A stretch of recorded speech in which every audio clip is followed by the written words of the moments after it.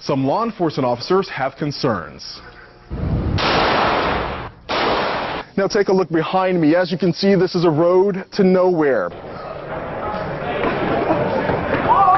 Take a look at this dramatic video as two robbers stormed into the ABC store. ABC stores have cameras throughout them.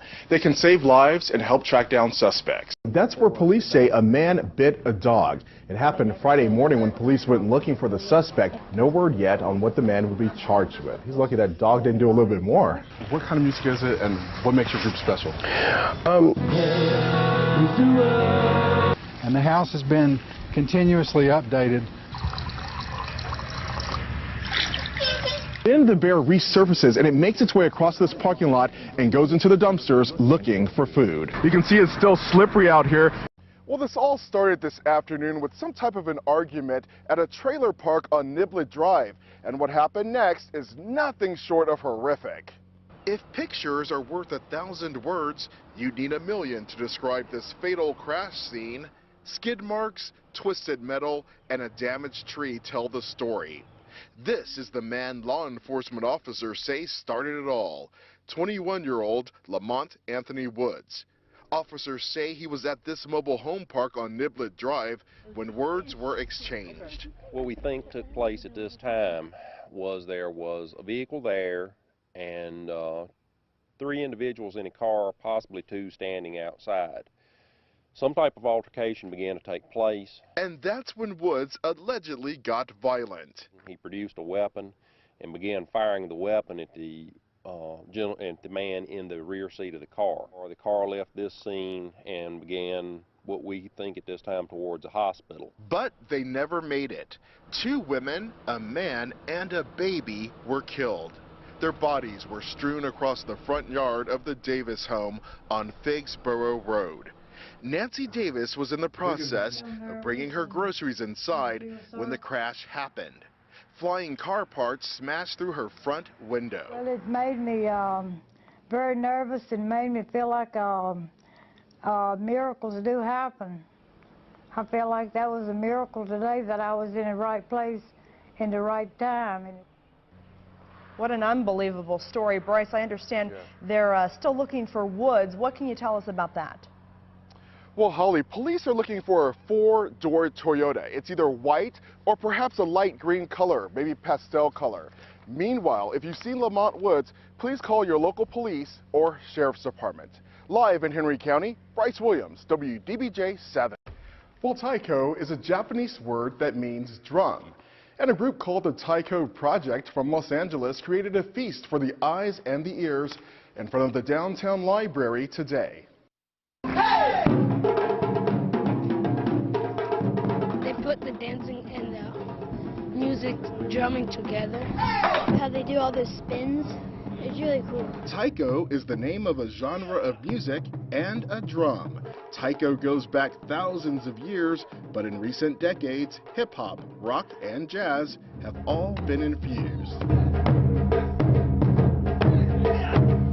Kind of combines a lot of dance or martial arts-like movements. We do a lot of moving around the drum, kind of large arm movements, things like that. So it's a pretty dynamic thing to watch. People of all ages were in a trance-like state as they enjoyed sounds and moves they've never experienced before. And it's a lot of different things combined together: rhythm, music, dance, martial arts. The unique performance captivated the audience. It's got more of a kind of a taste to it. It's got more of a flavor to it, and it makes you feel better. All right, folks at home, you're in for a real treat now. Check this out. Here we have one of our taiko. This is a medium-sized drum, chu daiko. Sounds like this.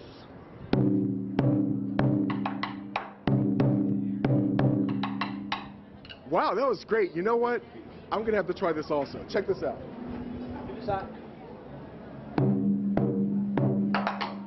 Yeah! Pretty good. Nicely done. And it's fun to watch, and it's fun for us to play, so I think everyone just has a good time. Now, if you missed today's performance, don't worry. You can check the taiko performers out at the Topman Museum tomorrow morning at 11 o'clock. Bryce Williams, WDBJ 7. World leaders are talking oil prices on the Sunday morning talk shows. This morning, Saudi Arabia's Prince Bandar bin Sultan appeared on Meet the Press. The prince says he talked with President Bush about the rising gas prices around the country. The Saudi leader claims the U.S. is seeing an oil shortage because we haven't built a new refinery in 15 years. He says his country is willing to invest in more refineries to help bring the oil prices down. In Fallujah, Iraq, U.S. Marines are keeping busy as usual.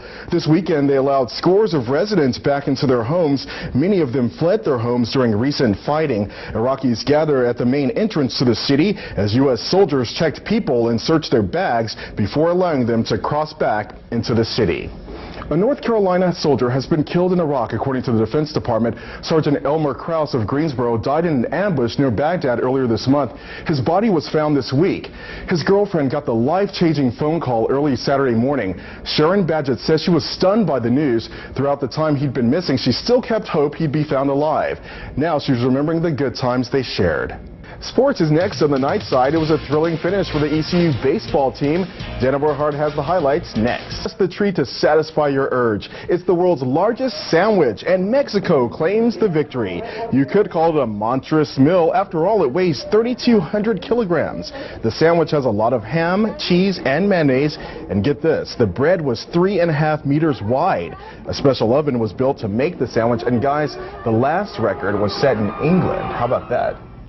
If I'm going to have a late night craving, I'm sorry, it's going to be junk food. You know. I'm with you on that.